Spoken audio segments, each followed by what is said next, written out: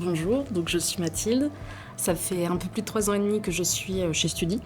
Initialement, je suis arrivée en tant qu'alternante, puisque j'avais mon entreprise à côté et avec la période du Covid, je trouvais ça intéressant de pouvoir me former pour acquérir de nouvelles compétences pour mon entreprise en attendant justement que les affaires, on va dire, reprennent. Et de fil en aiguille, aujourd'hui, je suis course manager chez Studi au sein de ma filière IT. Alors à la base, ce qui m'a poussée à organiser les 24 heures Saint-Pierre, c'est une opportunité que m'a donnée mon premier manager de l'époque et qui a été poursuivie par les managers après, puisque comme j'avais des compétences en team building et en organisation d'événements, il m'a proposé de participer à cette belle cause qu'est les 24 heures Saint-Pierre pour les collaborateurs et les collaboratrices de Studi. Et de fil en aiguille, ça fait la 3e édition que j'ai organisée ici.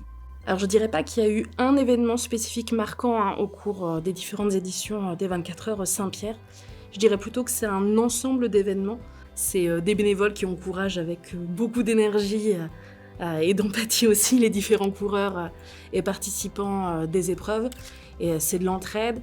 Et surtout, ce qui pour moi est vraiment marquant et touchant et surtout très positif, c'est qu'on est dans une ambiance festive, faut pas l'oublier, pour la cause donc des enfants malades et en situation de handicap, mais surtout qu'on soit jeune, qu'on soit vieux, qu'on soit justement avec des pathologies particulières ou non, tout le monde est pareil, les différences en fait s'effacent totalement et on est juste là pour passer un bon moment et promouvoir une cause qui fait sens pour tout le monde. Alors en termes de compétences que j'ai développées en organisant les 24 heures Saint-Pierre, je dirais que c'est l'adaptabilité. On est toujours face à des paramètres aléatoires, justement de l'ordre de l'imprévu.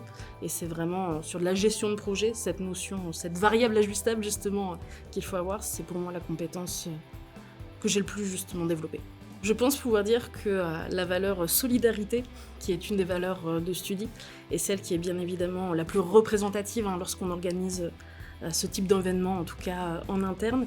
Mais il ne faut pas oublier également qu'il y a une notion de responsabilité, puisqu'indépendamment de vouloir créer justement un sentiment de cohésion entre collaborateurs et collaboratrices autour d'une cause, cette responsabilité, c'est aussi le fait que quand on participe à ce type d'événement, on est aussi vecteur d'un message et l'idée, c'est de promouvoir ce type d'initiative pour que ces diffuse, qu'elles prennent encore plus d'importance et qu'elles touchent d'autant plus de monde. À l'avenir, pour les futures éditions des 24 heures Saint-Pierre, j'espère sincèrement que cet événement va prendre de beaucoup plus d'ampleur, que ce soit en termes de solidarité, mais surtout en termes de promotion, puisque l'objectif est effectivement de récolter des dons, mais il ne faut surtout pas sous-estimer l'aspect communication et justement être porteur de parole et de faire résonner justement cette cause au plus grand nombre.